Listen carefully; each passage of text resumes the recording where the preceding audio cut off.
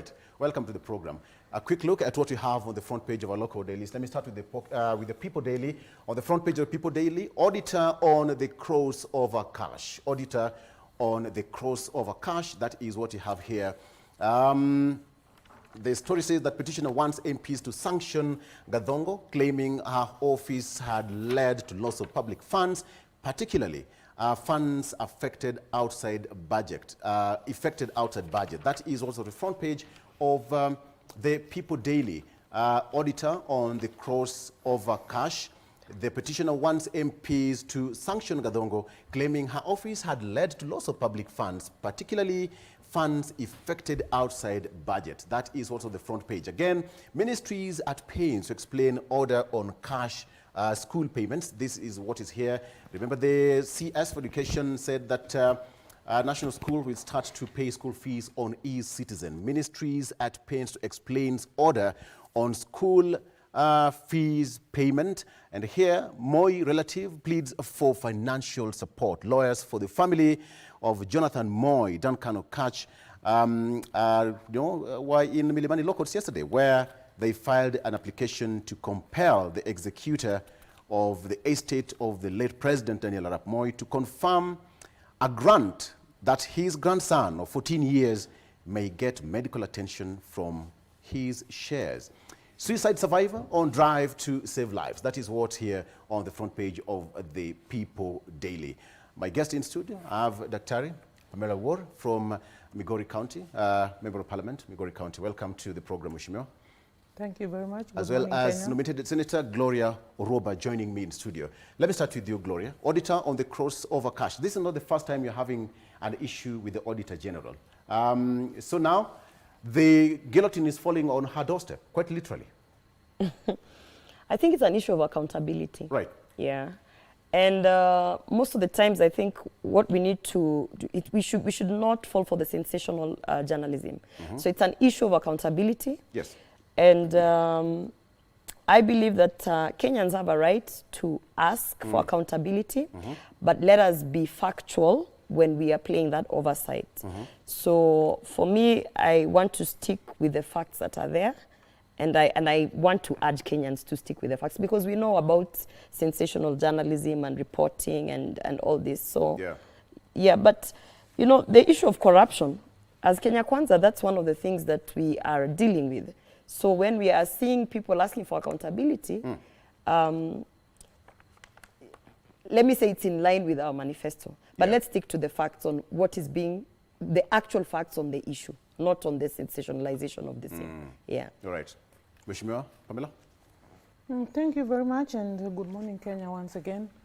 I think it is in order that Kenyans get to know how their monies are being used, and if there are queries, it is important that the person in charge, the responsible, that we can clear the air for us, is actually the Auditor General, because as we all know, budgets are made, funds are released, projects are implemented, and after that, the auditor has the mandate to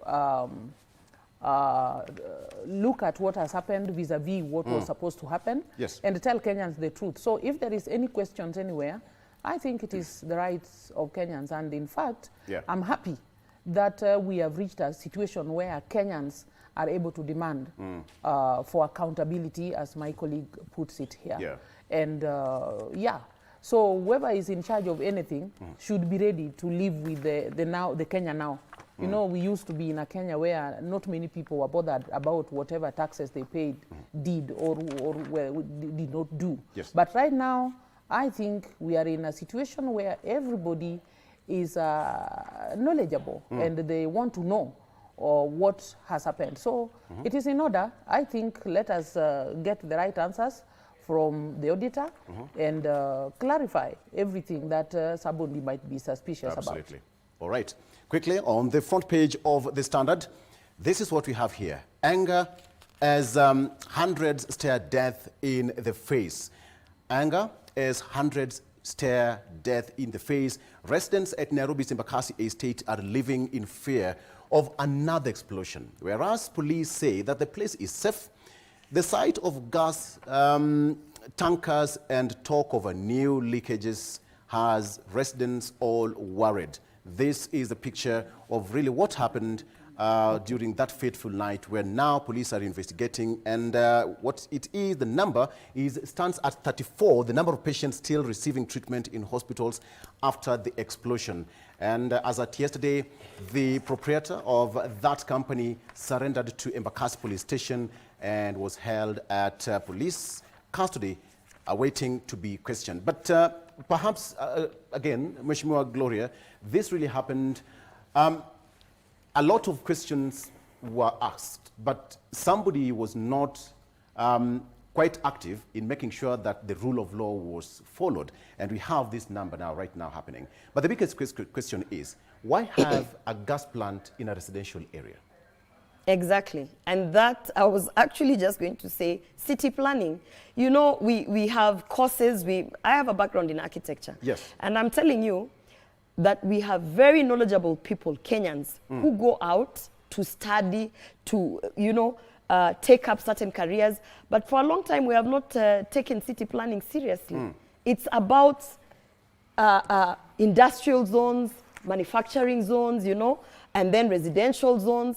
And I always ask this question. It's the same you see every time you go to a fuel station and there's a restaurant or a club. Yes.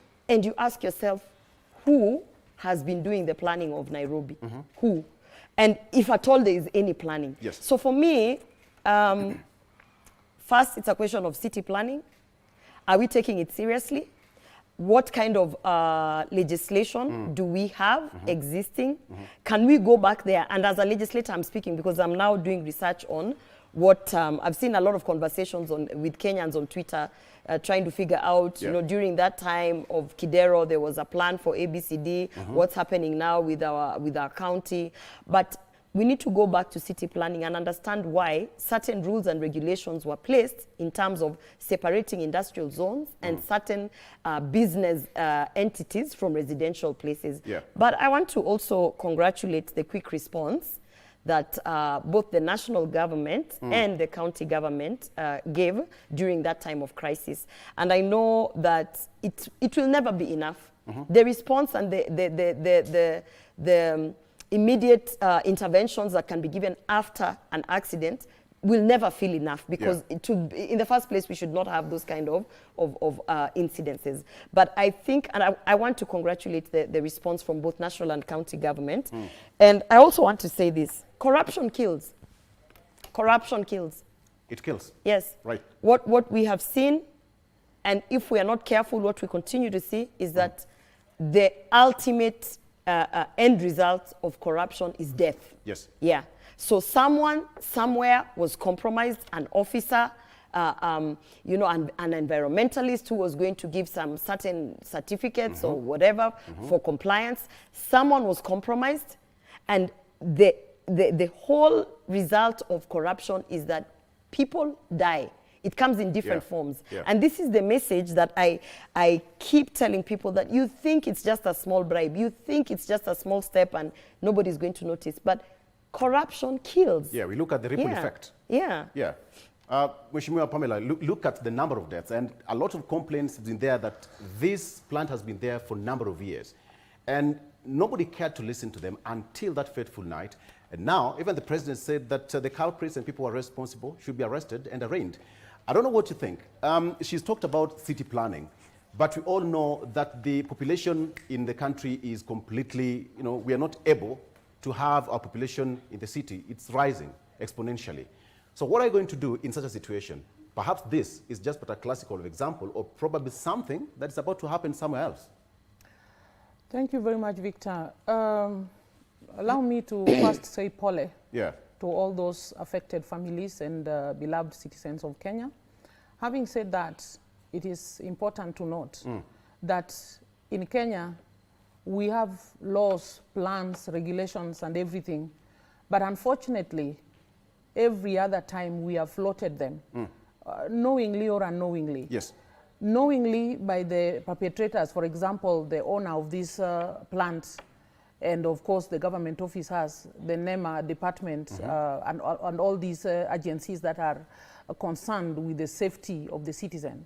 I believe some of these misplaced things, whether they are businesses, development agenda or whatever, they know about it, that this one is actually misplaced. But we have always ignored it over the years.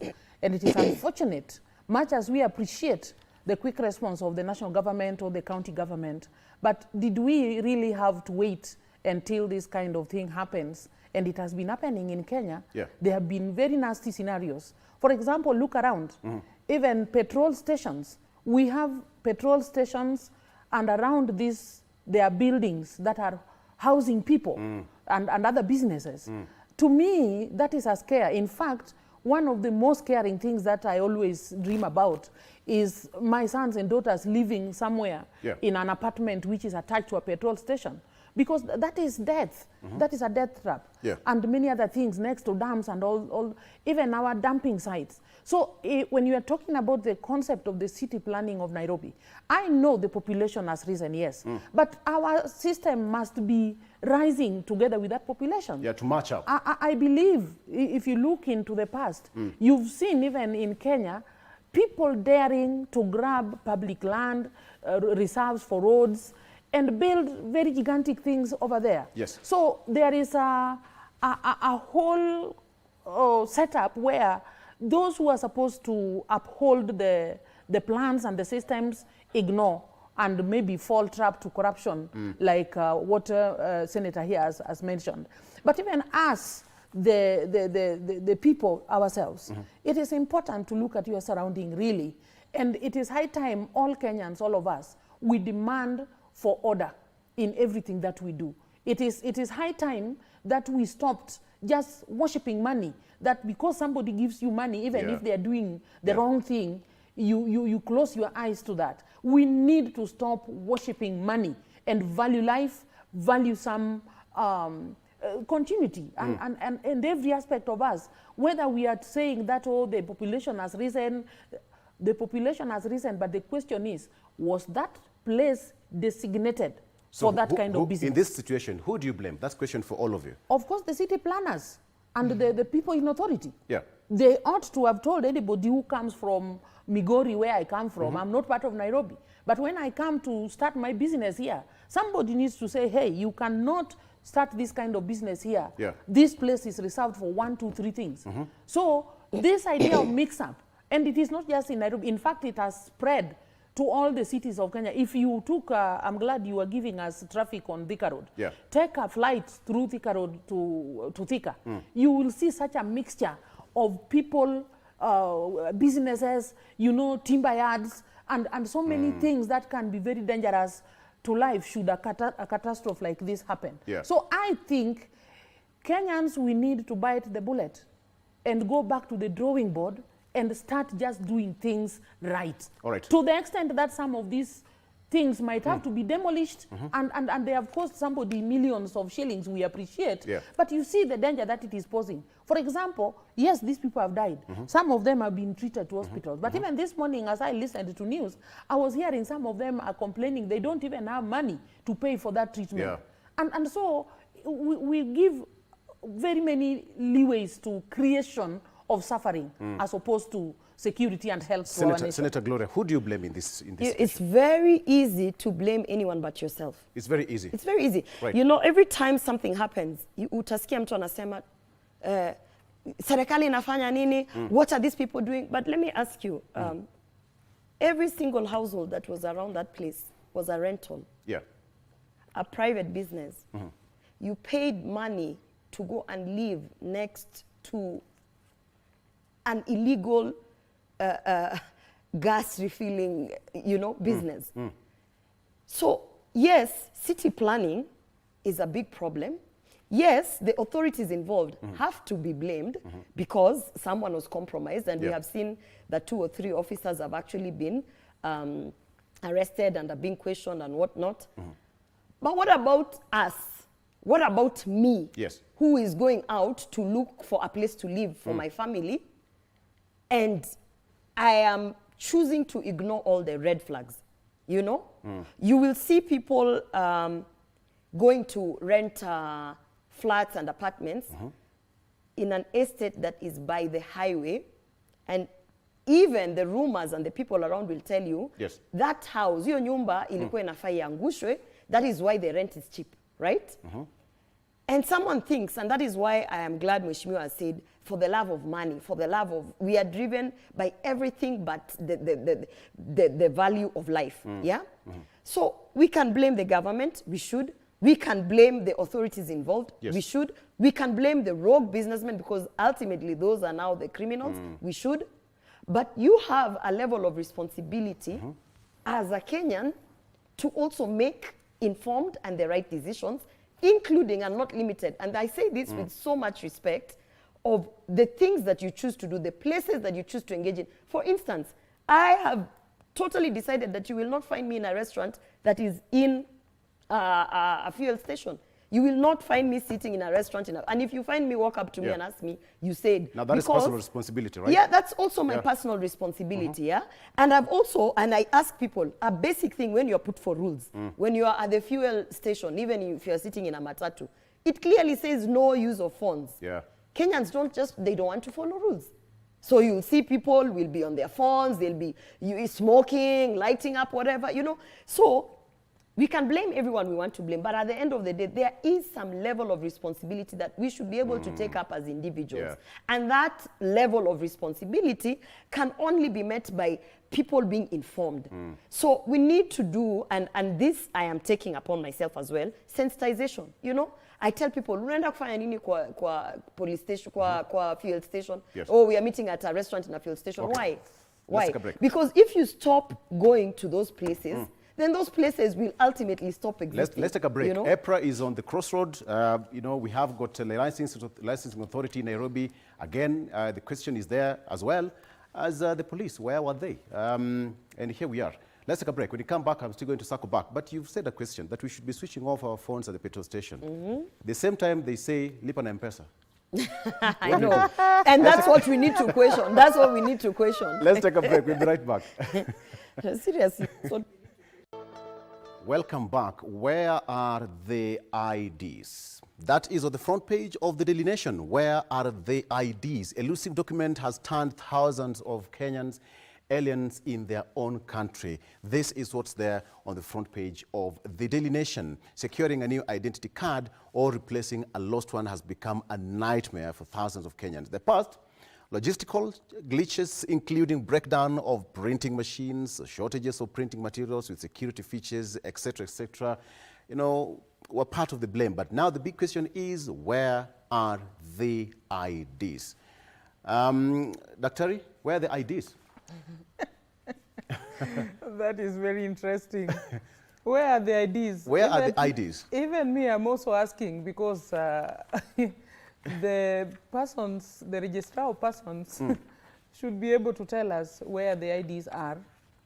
And it is actually a pity that some of our young people are not able to even register for some of the things that they're supposed to do, including their studies or apply for jobs, because they don't have these IDs. So the answer still, unfortunately, we will demand it from the authorities concerned. In this era, I think it is good to be informative. Like just quoting from my sister here a few minutes ago, we said, yes, people can be still blamed for taking responsibility. But there is also need for sensitization and awareness creation.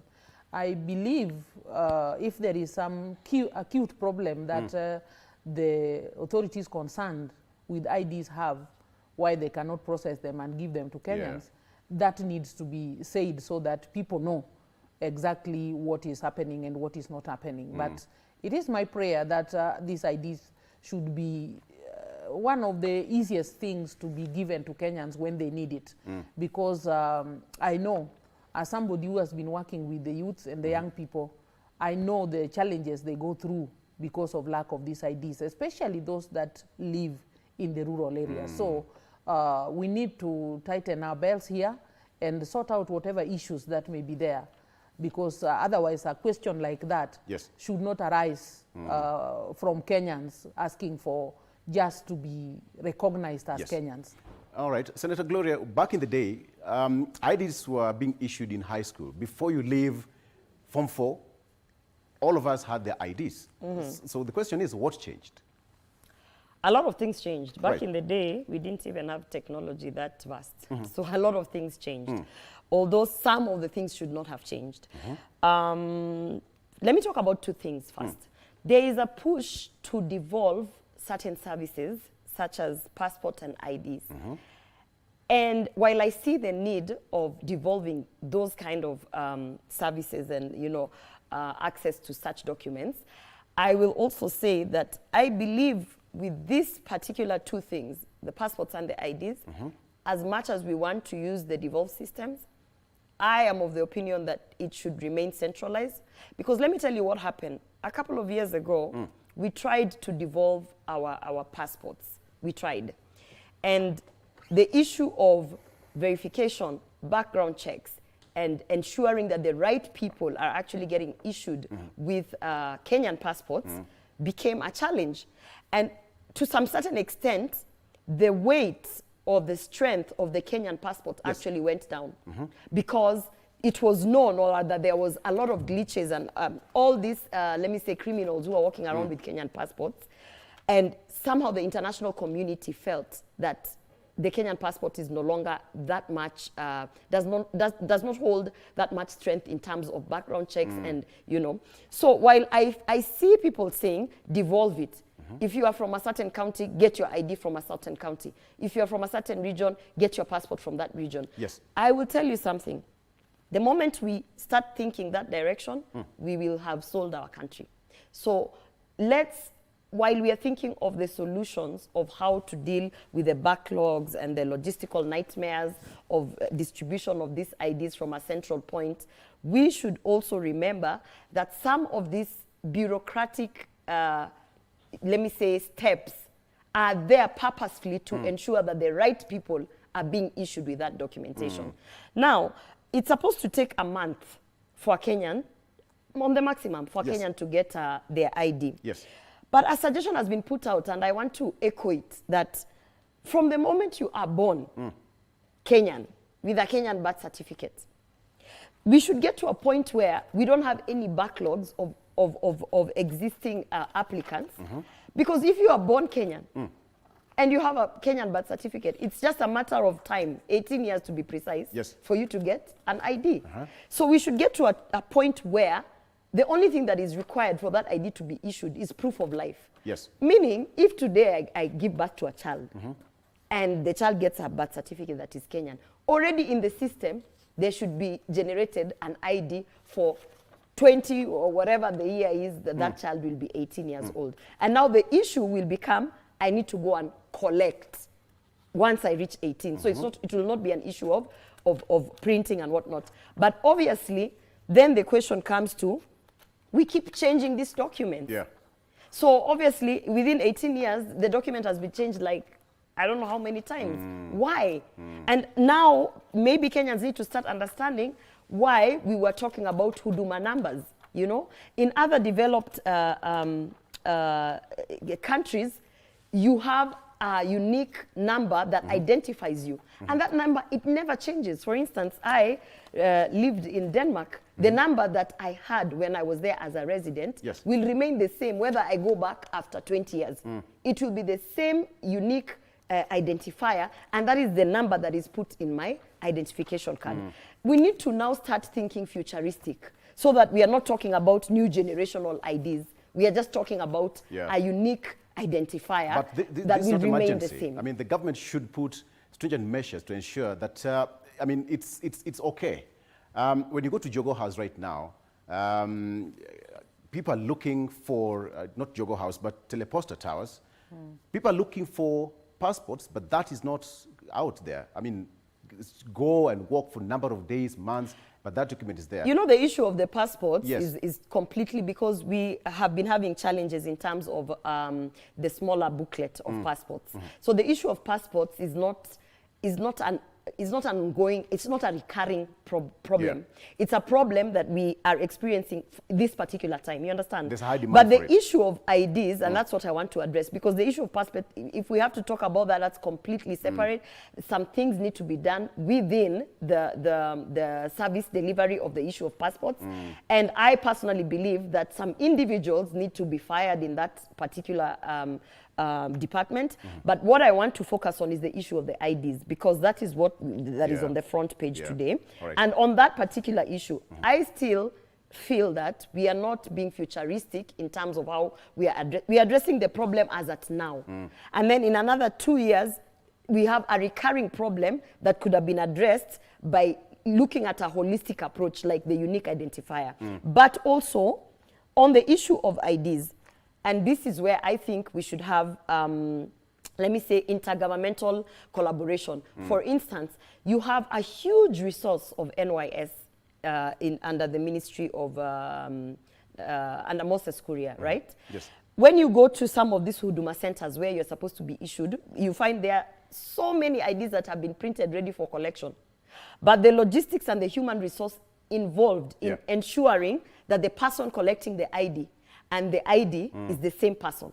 So we can use the NYS as that, you know, because sometimes you go to a Huduma center and you look at the tables full of these cards and you wonder, why are these cards lying here? And you'll be told, we need to sort them out. Sometimes people come and they're told, hakuna mtu wa kusearch. How? When we have thousands and thousands of youth under NYS who could also participate in this very logistical nightmare of distribution of IDs down to the county level. But again, sometimes we have to blame ourselves because we've had some administration officers saying that they have got IDs lying somewhere there in chief's offices. And nobody is taking them. And nobody's taking them. So, and you know the other thing, when they don't take them, they either decide, either they think they're lost or whatever. Someone, you find someone has applied, then they've taken so long. Sometimes they even apply, they leave the country. Maybe they're working in Uganda, wherever. Then they come back, they're like, oh, I've applied for an ID. But you kwa kitambo, let me apply again. You have Kenyans who are very peculiar. So at the end of the day, there are two things. Obviously, there's the logistical nightmare from government side that needs to be sorted out. But again, I bring it back, personal responsibility and accountability. Kenyans also need to understand that we as individuals have to also hold, somehow we are responsible. So those thousands and thousands, like today, I can challenge anyone to go to any Huduma center. You will see thousands of cards and they're just sitting there. And you'll find someone has applied and then they go to a different Huduma center, they apply, they go to a different, sasa unashanga, what is going on here, you know? Yeah. All right, okay. The big question I want to ask you, ladies. Experts now say that there are 7 burning questions on the housing levy. It's on the front page of the Daily Nation. One is the opaqueness of the funds handling at the end of each financial year. Number 2, we have got loopholes for people who never contributed to acquire houses. Number 3 is inadequate cash allocation for category of houses targeting the majority. Number 4, we have got channeling monies to counties without clear spending guidelines. 5, implications of the levy's nullification to ongoing housing projects. Number 6, gaps and overlaps in the classification of affordable housing units. And finally, unclear definition of institutional housing programs under projects. Dr. This is one of the biggest elephant in the room as we speak. And the president says it has to continue. Hundreds of thousands of jobs will be gotten out of this. So how do you approach it in your own way? I'll come to you, Senator Gloria, because of your planning, probably the issue of construction. You have that an idea as well. So how do you go about it? Dr. You called it rightly, the elephant in the house. I think it is good to acknowledge that going back, I'll take you back a little bit to when we were campaigning for these seats. There were these major teams, the Azimio team and the Kenya Kwanza. And if I recall well, I think I am aware that both parties had got this affordable housing thing as a major problem that should be solved in Kenya. And there was the concept of the affordable housing. Now, where I think the problem lies is first of all, as Gloria puts it nicely, that taking responsibility. Right now, everybody is crying, we are blaming President Ruto and the team. But I think as citizens, we also failed at some stage. At that stage of articulating policies and what somebody would think they wanted to do for the country and the citizens of Kenya, we never took these leaders to task to explain to us. At least they said the what they thought should be done. But if I can recall my proper strategic management skills and knowledge, a strategy is never complete, or a plan is never complete until you define the what, the how, the where, the when, and the who, and especially with what resources. So in journalism, we call it 5 W's and 1 H. Exactly. Yes. I used to teach it as one husband with 5 wives. I don't know why this analogy came to me. Yes. Though much I don't appreciate and support polygamy. So Kenyans, we failed, including myself, to ask our president, who is currently working, or the one who did not get it. Yes, you want to give us houses. How do you want to go about it? Where is the money? And I think that is what is at the heart of the pain and the cry that people are talking about right now. Because we said, yes, we need these houses. We are willing to be housed. But the question of how do we raise the funds for this money, I mean for these projects, I think I never had anybody explain it. So when the current government started work, the thinking was, let us charge some levy on the working class. And we have landed here where, yes, we think it is good to house our citizens, but then it is so costly on us. So the dilemma is, we might need to go back to the drawing board. And the confusion, the compounding issue has been even the declaration of the judiciary, by the judiciary, that this levy is actually unconstitutional.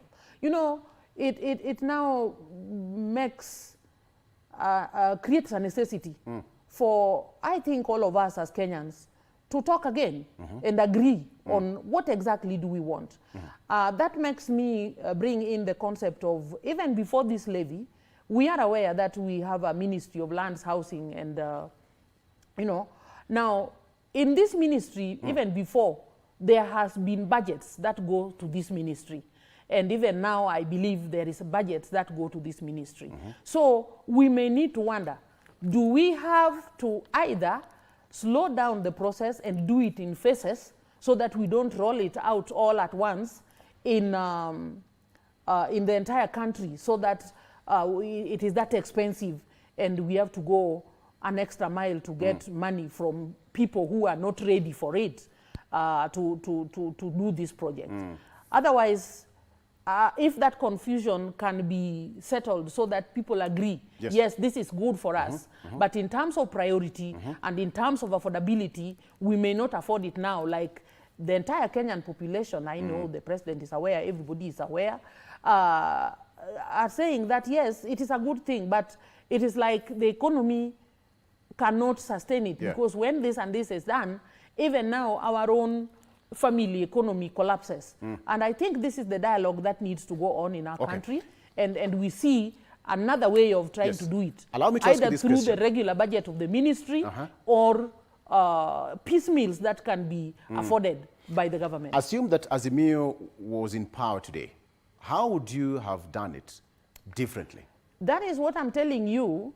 I told you even Azimio, as at that time I was one of the governors who were campaigning down there in Migori. But I told you that the truth is, even Azimio did not explain to Kenyans, like, how exactly would these affordable houses be achieved? And I think Kenya Kwanza also didn't. So that's why I'm saying this blame game and kurushiana maneno is not helping Kenyans. It is throwing everybody into further confusion. I think it is good to be bold enough and say, yes, Kenyans, we told you this is what we are capable of doing, but the how part of it we never explained, and this is what we thought, so that there is a consensus. All right. Senator Gloria, you had that? I think everybody wants to go to heaven, but nobody wants to die. Everyone wants to go to heaven. But nobody wants to die. No one wants to die. It's like, tunataka kwenda mbinguni lakini kama hiyo ndio njia, wacha ikae. But I'll tell you, Kenya Kwanza has a manifesto called the plan. That plan is not a making of the president or the people around him. It's a making of nationwide economic forums. Meaning, in every single, and I challenge anyone who thinks that I'm just making this up, in every single county, we had economic forums. Yes. In those economic forums, we spoke about economic activities and basic needs that Kenyans wanted once Kenya Kwanza got into office. In those forums, we explained that if we are going to go this direction, these are some of the repercussions we are going to take. Those were utterances that we literally, during the campaign trail, said, we will reduce the borrowing. We will get ourselves out of the hole. We will ensure that the taxes, you know, what we make as a country is what we are going to try to live by.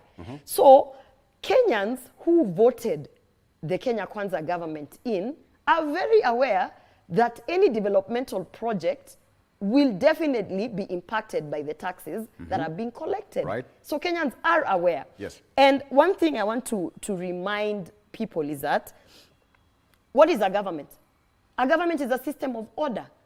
You vote in a government to have a system of order to ensure that every single Kenyan is provided for with the basic needs. And this is the reason why we have healthcare that the government is working on. This is the reason why we have an education system that the government is working on. And equally, why we are insisting, and we are not going to be digressed, this is also the reason why we are looking at housing. So just as we have spoken about the incident of the rogue gas plant in a residential place, those are not government houses. Those are private units that someone is making a killing from Kenyans, right? Now, if that was a government unit, today we would be talking about a completely different situation because government would be held responsible in totality. Okay. So these are some of the things that, as we are talking about, let's just be honest. If we want to go to heaven, we must die. There is no other way. There is no njia ya kufika mahali tunataka kuenda. It has to be hard work, sweat, and tears. There's no shortcut about it. There's no shortcut. Yeah. So every time you keep referencing, oh, United States, oh, Singapore, go there and ask those people what they had to go through to get to the place that they are. You said correctly that during campaigns, I remember we covered that, during public forums, the hearings across the counties, did you at any given point explain to Kenyans how that was going to be achieved? Yes, yes. Did you tell Kenyans that the taxes, the money was going to be deducted from their salary? I am speaking from a very, from a point of information and a lived experience. I was not watching the campaigns from TV. I was in the campaign. I was on the forefront of the Kenya Kwanza presidential campaign. If you go and look at the Kisii Economic Forum, the Nyamira Economic Forum, the Luo Nyanza Economic Forum, all 4 counties that are there, we were talking about housing and we were talking about taxes. And we continue to say at that time and even now that we must reduce the borrowing, if not stop the borrowing, to ensure that we don't keep digging the hole. And you can go back as far back as 2021, you know, and check on the utterances that were, because the campaign, the campaign started early. So I can speak authoritatively and say that Kenyans were aware. One thing, borrowing is not something that we are encouraging in the Kenya Kwanza government. So, and we spoke about taxes. So the point here is that maybe the feeling that everything should be subsidized and everything should be free. And what is really free when people talk about free? Free still has to come from somewhere. Still has to come from either our taxes or from borrowing. So the bottom line here is, if we truly, truly care about this country and where we are going, we cannot be fighting developmental projects in the name of this thing is too much. Because in another 10 years, when we don't have any affordable housing at all, because we are stopping this program and all the other government units are probably being written off or sold off or whatever, what's going to happen when we can't even control the private investors who are putting up houses next to dams, next to gas plants. What's going to happen? Okay. It is the responsibility Yes. of a government. As I said, a government is a system of order that's there to ensure the poor, the rich, the middle class all have the basic needs. And one of the basic needs there is housing. When you talk about accountability, for example, number one, there's that bit of accountability, and number two is who is going to be given the houses once it's done? I mean, somebody never ever contributed, but here we are. Years later, somebody wants to acquire a house. Dr. A situation like this one later on will come. The houses are there, yes, but so how will we maneuver about that? Victor, I want to highlight something here. We understand that there was the campaign, but the point that I would like to all of us to appreciate, you know, it is one thing to say that we are going to build houses, we will reduce taxes, but you see now what is harassing us and why there is this big outcry is what I'm struggling to explain here. Not as Azimio, but as Dr. Pamela, who is a strategic manager. The details are usually sometimes not given everything. So the perception of the people, much as there was that pronouncement that we are going to depend on our own, but you see the real practical 1, 2, 3 steps to be taken to make us depend on our own is what, again, that concept of real sensitization and awareness. So people know, yes, we are going to Mombasa, for example, but we are going to Mombasa this time round. The best way to go on it, we are not even able to go by aeroplane, we are not going by the GSR, we are not even able to get a bus, we are going to walk on foot all those days. And what does it mean? We are going to be rained on, we are going to be, there will be sunshine, there will be thorns on the road, we are going to be tired in the cold in the night, we might have to spend nights under trees. You know, this is the kind of information that I think Kenyans are missing. And that's why they are thinking what the president is doing is such a painful thing. And that pain is what needs to be demystified. And Kenyans need to come to terms. It is true, actually, if you have to go to do something and achieve something, even the school where we send our children, it is not enough just to go to school and sit at a desk or inside a classroom or within the gate and by the end of the day pass your exams. You can't. You have to struggle, you have to toil, you have to do those assignments, you have to write those long notes, and there must be some suffering. So it is this idea of making people now understand what it is that they signed up for. I think this is what is harassing our country. Otherwise, those fears can be actually eliminated again through this information that we are talking about. So you're talking even about the concept of who, what you have just asked, who is going to get these houses. You know, the fears that Kenyans have, some of them are actually valid, because all of us, maybe myself sitting here, I can afford even to pay rent on my own, or even to get a mortgage, or to do somehow I am able to raise my own house.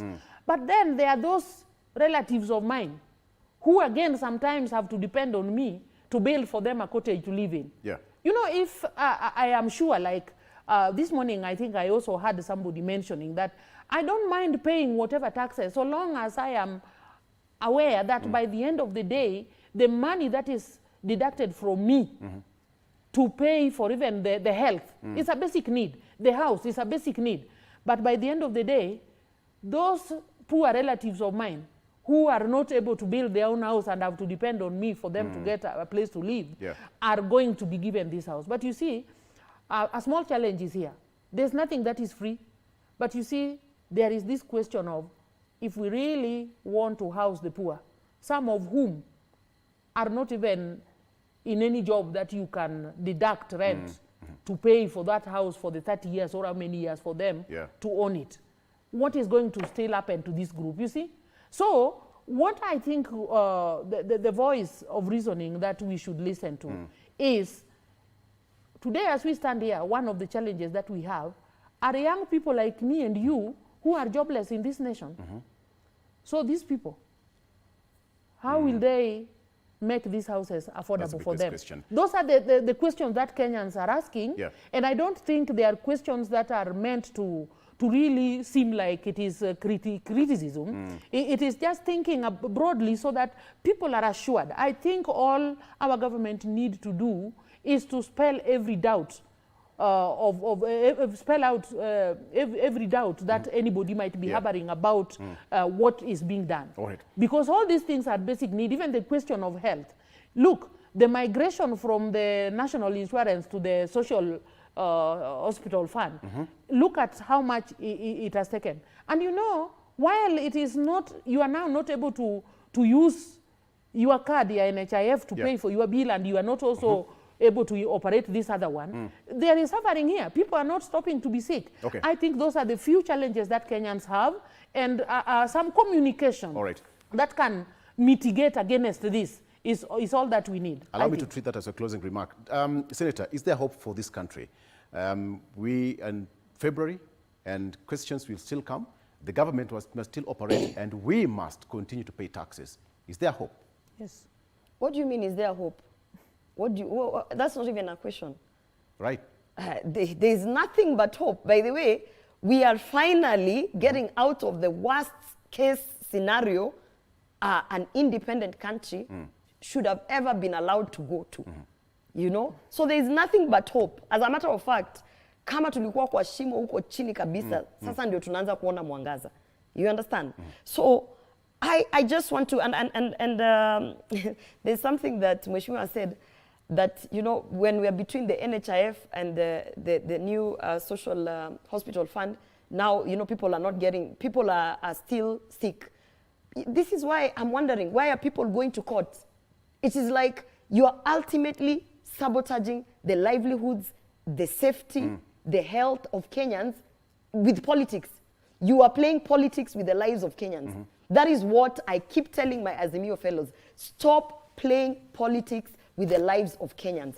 Because when we set out to deal with the issue of health as Kenya Kwanza by introducing the new hospital fund, and then an individual whose electorate, whose relatives, whose parents even, will ultimately be affected by their judicial actions of petitions and always taking people to court for purposes of playing politics. I always ask them, do you realize that the people you're punishing, it is not the president, it is not me, Senator Gloria. You are punishing the electorate because you are not allowing for this government to actually bring the development that we promised Kenyans. You are going to court unnecessarily. You are daily on a constant ensuring that literally, if we are going from point A to B, you are making sure that it is completely impossible, and it's not in an oversight way, because we understand opposition is supposed to play oversight. But we need to leave. Yes. Oversight does not mean you toy with the lives of Kenyans. We need to leave. So there is definitely hope, and I just want to urge Azimio fellas, stop punishing your people because you have not accepted that Kenya Kwanza won. I ask a question. Election. Is there hope? You ask me. Is There's absolutely hope. But here you are. You've answered me. There is hope. Let me just say a sentence. Let me just say a sentence. Thank you. No, my producer is here. I'll be fired. I'll be fired. Thank you so much. Next time. Just one second. All right. I still want to speak hope to Kenyans that what we are seeing, let us learn also to endure. Life is full of diminuendos. You know, you go down, up, and there is a time like this. So we can't lose hope. I personally feel there is hope, and sooner or later, may God open some ways of helping our government to sort out all these issues so that Kenyans can be on another beautiful trajectory. Absolutely. There's nothing as good as hope. It's actually even in the Bible that you have to be hopeful. Thank you so much. Daktari, Pamela, Owuor, thank you so much for coming to the show again after a very, very long time. It's good to see you once again. Thank you. Asante sana. And Senator Gloria Orwoba, asante sana. Parliament resumes next week. I'm waiting to see some of the bills that you have on the floor and how they will progress. I'll be here to discuss that once we get those bills. Thank you so much for being a part of the show. Let's take a break.